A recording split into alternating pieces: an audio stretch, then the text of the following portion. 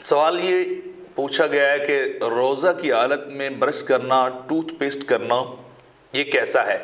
تو اس کا جواب یہ ہے کہ روزے کی حالت میں منجن وغیرہ یا وہ اوپر پیسٹ لگا کر برش کرنا جو ہے یہ مکروہ ہے، لیکن اس سے روزہ نہیں ٹوٹتا بشرطے کہ اس کے اجزاء جو ہیں وہ انسان کے گلے کی طرف نہ جائیں۔ لیکن اگر آپ نے برش کیا، اس کے اوپر پیسٹ، منجن یا کوئی بھی اس طرح کی دوائی لگی دانتوں کو صاف کرنے والی،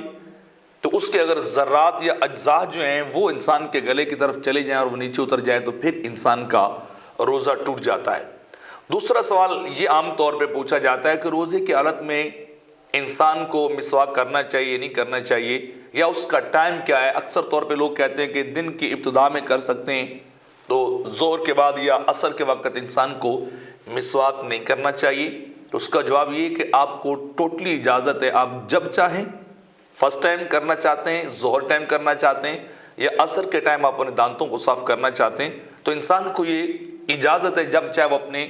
دانتوں کو صاف کرے، مسواک کرے اور ثواب بھی لے اور اپنے صفائی اور نظافت کا اہتمام بھی جو ہے وہ کرنے والا ہو۔ یہ ایک طور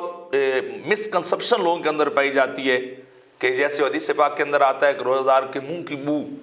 اللہ کو مشک و عنبر اور کستوری سے زیادہ پسند ہے، تو اس سے مراد یہ نہیں ہے کہ وہ دانتوں کے صاف نہ کرنے کی وجہ سے جو بو پیدا ہوتی ہے، بلکہ اس سے وہ بھوک کی اشتہا ہوتی مراد،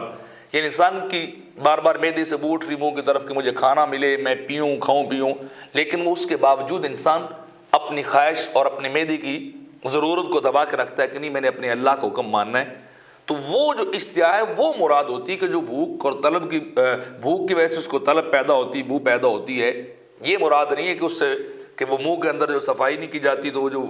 بری بو ہے وہ اللہ کو پسند ہے، ایسا نہیں ہے۔ تو مسواک آپ کسی وقت روزے کی حالت میں کر سکتے ہیں۔ ایسی اور